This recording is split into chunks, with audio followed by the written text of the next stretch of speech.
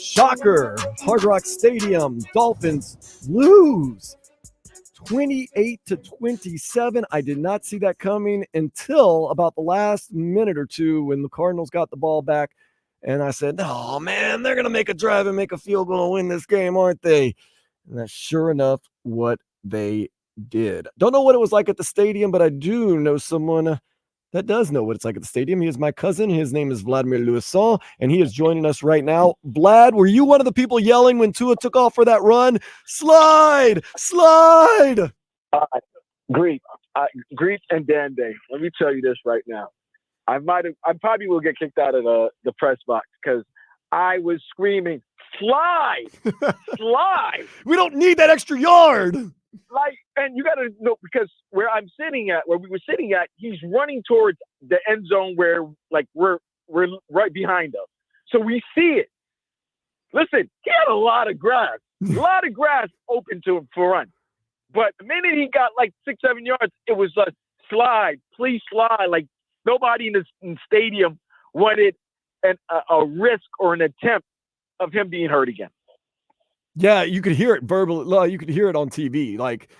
Some big crowd. A lot of times you just hear, slide, slide, slide. It's like, wow. And I was saying it myself, so I can understand that.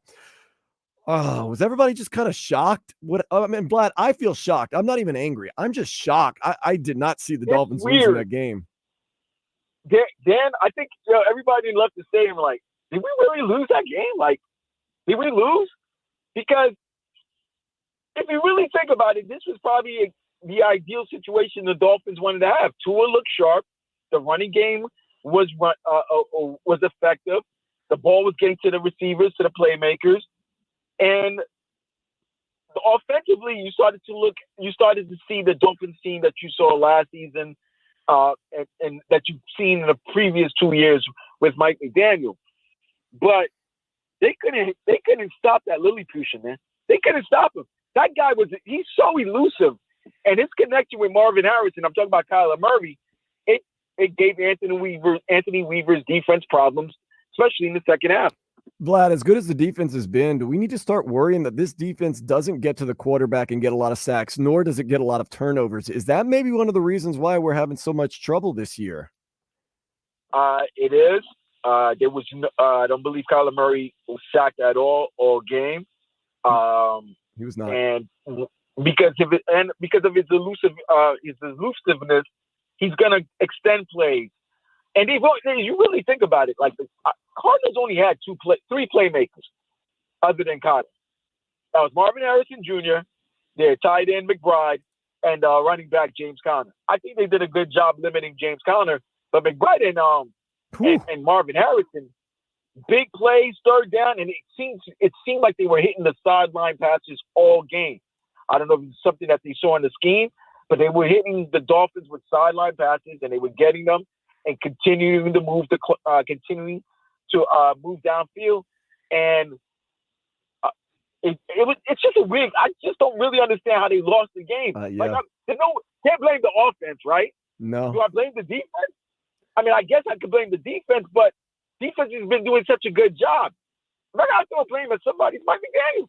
Yeah, that's the thing I was talking about. I don't know if you heard the previous segment. One thing I'm starting to notice about this team, and we've talked about it in indirect ways in the past, is it seems like when the game gets big and the stage gets big, Mike McDaniel and even Tua, to that fact, get a little bit smaller. I will say that about the head coach. I don't know about the quarterback as of yet. He is still coming back from concussion protocols. But Mike McDaniel, even put it this way, Kuzan, even when the first down to John, was it Jonnu? Yep, that's the one. The reversal of the call. He took forever. He should have put that on the. He should have put that red. He should have challenged that immediately. Put the red flag down. He played scared. It was like, should I? I don't know who the Dolphins guy upstairs is on all the challengeable plays, but they need to get somebody better. Well, the argument was two things. Number one, he was trying to give his guys time to review and see if they should challenge, but also there is a rule in the NFL where they will call for that, so you don't have to use your challenge. So he was waiting to see if they would have done an official NFL challenge as opposed to having to challenge and maybe possibly losing a timeout. That was the talk on TV. That was the guesstimation that they were throwing out there. I don't know, because we were all trying to figure it out, because we were like, he looked like he got the first down. The ball was extended. We all know the yellow line isn't the actual first down, but right. He looked like he had the ball past the first down marker. And just some of the play calling. So some of the play calling. That was with 4 minutes left. Why did everything go wrong after that play? I don't know. I can't, for the life of me, I don't know. Because it's like, I'm telling the guys in the press box, I'm like, they need to score here. Like, they need at least a field goal. Don't leave this a 2-point game with the kicker that Arizona has. That guy has a leg. He hit that 57-yarder, and he had like 10, 15 more yards to go.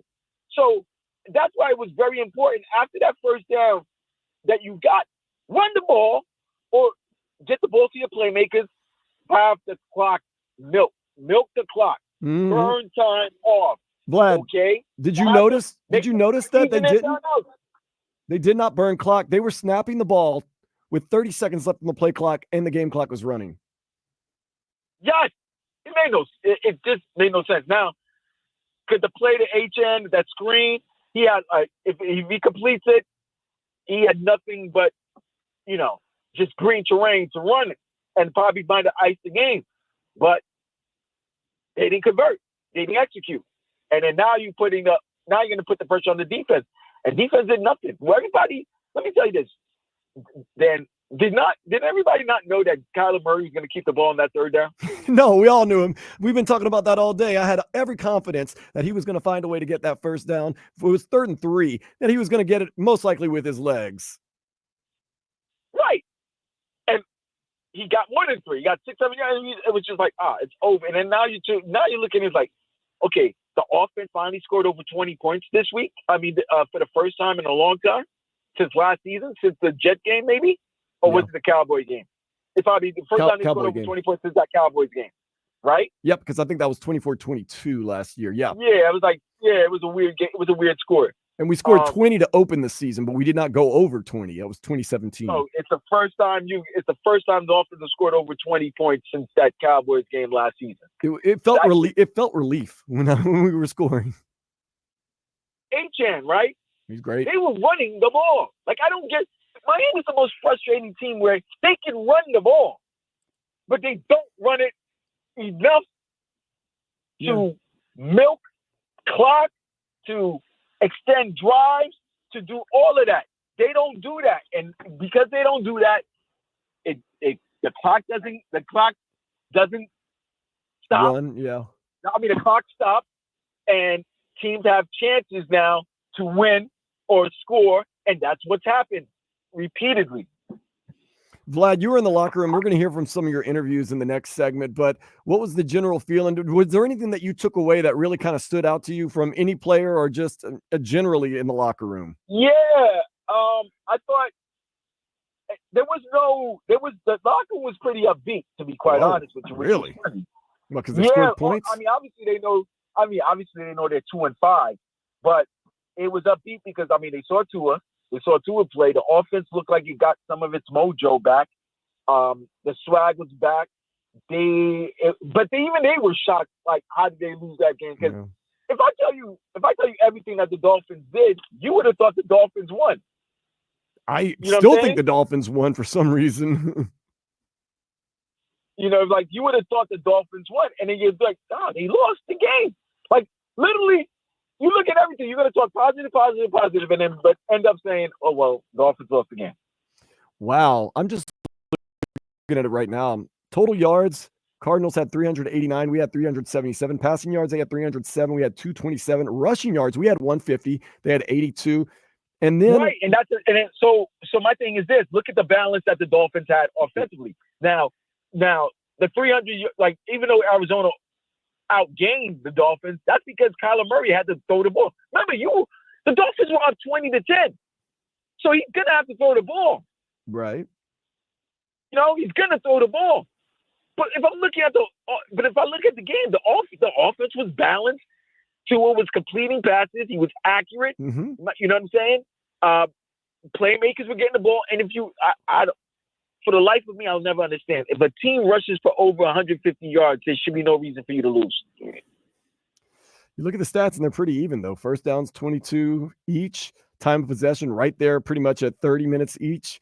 This on the stat sheet looks like it should have been a close game, and it was, but it just did not feel like a close game. It felt like the Dolphins were the better team that was winning the whole game and should have won. It always felt like the Dolphins were the better team, but the fact of the matter is they never really separated. Once that was a 20-10 lead, the safety's really that safety. Now, obviously, it's going to in 2020 hindsight, it comes back and bites you in the ass, but it was a smart play by Tua. That way, you know what I'm saying? Like, don't try to make a play. Just get the ball out of the end zone. Just take the 2 instead of trying to make a play, not get the ball, and now it's a touchdown. But if that was the only mistake that was the key mistake, because think about it. That's why they lost. Yeah, they lost by 1 point. Did you see on the snap, did you feel as though it was a bad snap? Did you feel as though Tua could have caught it? How did you feel about that whole situation with the safety? I just thought it was a bad snap. It was just a little too high. And I mean, I'm not a quarterback, so I don't, there's so many things that's going in your mind and everything like that. You're expecting even some of the most basic snaps get fumbled by quarterbacks. Right. Geno Smith fumbled a fourth and goal in this Buffalo game that I happened to see a highlight. So I don't know. I just feel like it's just a weird game for me I was like, damn, they lost? Like, yeah. I'm sorry, if I see Tua back in his first game, mind you, and he's not the Tua from last season, but he was sharp. He was sharp. And you saw how there was just a different swag with the team. Yeah. Like the team really, there was a different vibe with them. Like they got their guy back. I remember walking into the stadium, you hear the music blasting in their locker room. Like it was a different vibe, a vibe that I haven't heard or felt in quite some time. And, they drove down the field. I believe they scored on the first drive, if I'm not mistaken. That was Raheem Mostert walking the end zone. Right. So you got 2 touchdowns by Mostert. You had Achane with a touch. Like this was the recipe for a Dolphin victory. And you're looking at it, you're like, huh? Yeah. Why? I mean, can I put the blame on the defense? Yeah, there's no rush. There was no rush. Nobody got a rush. There was like Kyler was in the pocket, and when he had to get out the pocket, it was easy for him to get out the pocket. I felt as though we got our Dolphins back this week, but we didn't win. I think that's why I'm so mystified. And, you just wanted that win, because, I mean, you just want to stop. I mean, you stopped the bleeding with the Patriots victory, but it was just a short stop. You know what I'm saying? But you got Tua back, and now everything's in its place, and we can go on with our season, and we can win some games, and we're in a terrible division, and we're going to be okay. And then that happens. You know what, Cousin? I'm going to tell you what it is. Just like the team that I root for, maybe the Jets, maybe we thought this team was better than they actually are. Yeah. Well. Maybe we thought Miami was better than they actually are. Your record, like I got the famous Bill Parcells saying, your record is what your record is. Yeah, you are. And the Dolphins right now and the Dolphins right now are a 3. 2-5. No, 2-5 team. I'm sorry, they are a 2-5 team right now, and that's what they are. Like there's no denying it. They're a 2-5 team with a tough road game next Sunday against Buffalo. I don't know. They said we asked the guys in the locker room if every game is a must win. They said every game is a must win, but schedule doesn't really seem to get any easier to me. And I just feel like you messed up. You played around in the first couple of weeks. There were winnable games. I know it was backups and everything like that, but this is when you got to start looking at. Forget the players now. You got to look at the coaching staff and the general manager, because there's certain teams that have injuries and that we're still able to win and still able to produce and, hang in there. Mm-hmm. And the Dolphins haven't been able to do that without Tua under helm the last couple of years. And it makes you see how important, he's so Like, we knew he's important, Oh, but I didn't know he was that vital. he's Like, worth he's every vital. penny that we paid him as far as what he did on the field. Maybe not with the health issues, but man, he's worth that money. Yeah. Yeah, no. He's vital. He's worth every penny to it. And it's like, you know, he's a very good quarterback. Tua is a very good quarterback. But man, I didn't know how important he is. Like, you know, when you want to say valuable, Whew. when we talk about valuable, he's the most valuable player on that team. I mean, he might be the most valuable player in the league, it seems like, because that team does nothing without him, and they look like a totally different team today, man. But